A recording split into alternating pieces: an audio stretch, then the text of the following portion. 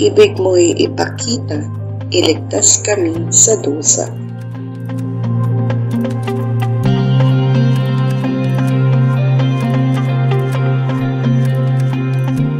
Sa ika-15 linggo sa karaniwang panahon, ang mga pagbasa ay nakatuon sa tawag at misyon ng Diyos.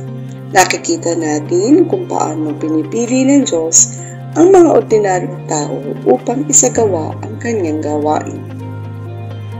Ang tawag ng Diyos. Si Amos ay isang pastol noong tinawag siya ng Diyos upang manghula sa Israel. Ipinakikita nito na maaaring tawagin ng Diyos ang sinuman para sa kanyang misyon. Inutusan ni Amaziah si Amos na umalis sa Bethel at manghula sa ibang lugar. Sumagot si Amos na tinawag siya ng Diyos mula sa kanyang buhay bilang pastol upang manghula sa Israel. Hindi hinangad ni Amos na maging propeta.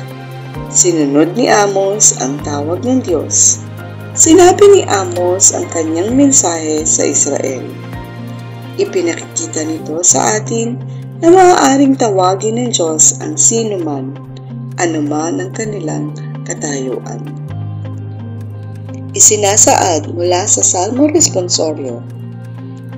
Idinadalangin ko na marinig ang mga pangako ng Diyos ng kapayapaan at masaksihan ang kanyang kalwalhatian sa ating lupain.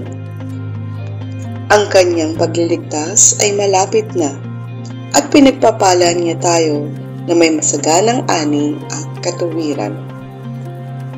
Nais ng Diyos ang kapayapaan at katarungan. Kung paanong isinugo ni Jesus ang mga apostol upang ipalaganap ang kanyang mensahe at magpagaling ng dalawahan.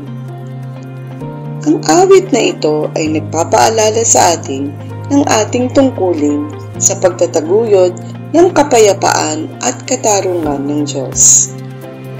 Itinatampok nito ang kahalagahan ng pagpapatawad, awa at pagkilos tungo sa isang makatarungang mundo. Habang pinag-iisipan natin ang mga temang ito, nabibigyang inspirasyon tayo na aktibong itaguyod ang kapayapaan sa ating buhay at komunidad. Ang ikalawang pagbasa ngayon mula sa Efeso ay nagpapaalala sa atin na pinagpala tayo kay Kristo ng espiritual na kayamanan. Tayo ay pinili upang maging banal. Tayo ay tinubos ng kanyang sakripisyo.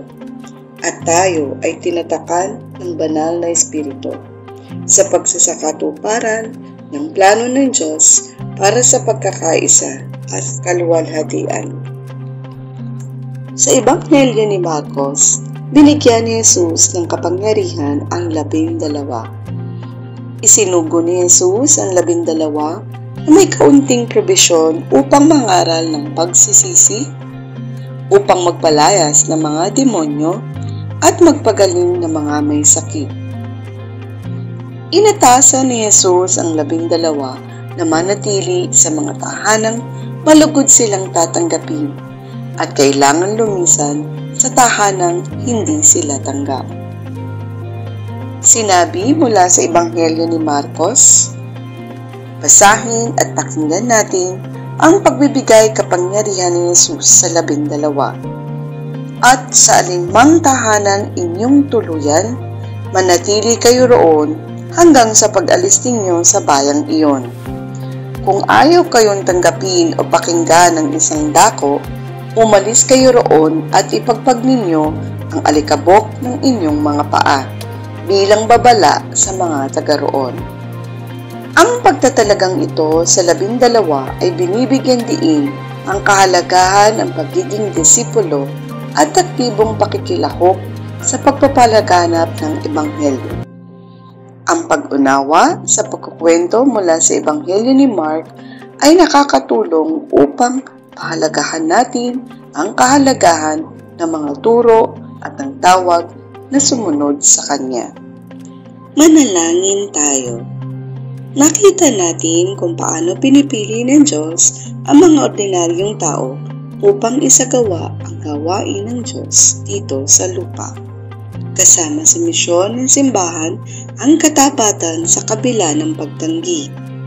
Ipinapaalala ni San Pablo na tayo ay pinili upang mamuhay para sa kaluwalhatian ng Diyos. Tayo ay biniyayaan ng espiritual na kayamanan. Tayo ay pinili, tinubos at tinatakan kasama ng Espiritu Santo. Ang bawat isa ay may inspirasyong mamuhay ng banal at ibahagi ang pagmamahal at pagpapala ng Diyos sa iba. Mula dito at ngayon, tinatawag tayong magpasalamat para sa simbahan at sa kanyang misyon. Pinili na mamuhay para sa kaluwalhatian ng Diyos at nangangakong ipalaganap ang tawag at misyon ng Diyos. Amen.